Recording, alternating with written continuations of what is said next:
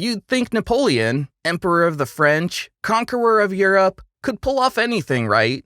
But when it came to invading Russia in 1812, it felt more like a disaster waiting to happen.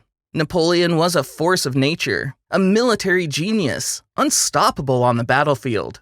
His army? Over 600,000 men, ready to march into the vast expanse of Russia and force Tsar Alexander I to give in. But Russia? They had a different plan.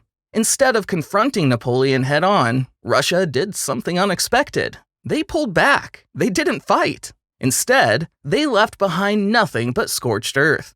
They burned their cities, poisoned their wells. They didn't just retreat, they erased their path, making it nearly impossible for Napoleon's army to survive. But Napoleon pressed on. He couldn't back down now. He marched his troops deeper into Russia, expecting that sheer force would break the Russians. The further they went, the harsher the terrain became. Then, as the soldiers pushed forward, the weather took a turn. The sweltering summer heat of the early March gave way to the bone-chilling cold of the Russian winter. Napoleon's troops, unprepared, ill-equipped, began to suffer. They had no proper clothing or shelter, and soon they were battling the elements as much as they were battling the Russians. But Napoleon didn't relent. He continued his advance, determined to reach Moscow and force the Russians to surrender.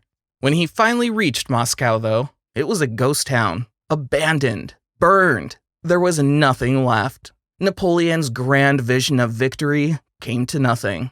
At that moment, the reality hit. His invasion had been a failure. His troops, already decimated by the march and the weather, now found themselves with nothing to fight for. The retreat began, but it wasn't any better. The Russian winter, relentless and unforgiving, took its toll. Starvation, disease, and death ran rampant through Napoleon's army.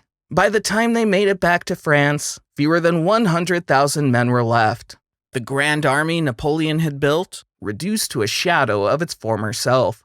This failure wasn't just about losing the battle. It was about the arrogance of thinking he could conquer Russia, the underestimation of the weather, and the inability to adapt. Napoleon was beaten by his own overconfidence.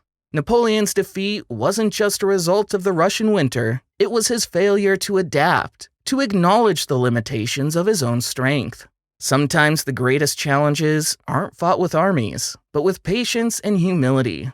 Sometimes history sucked.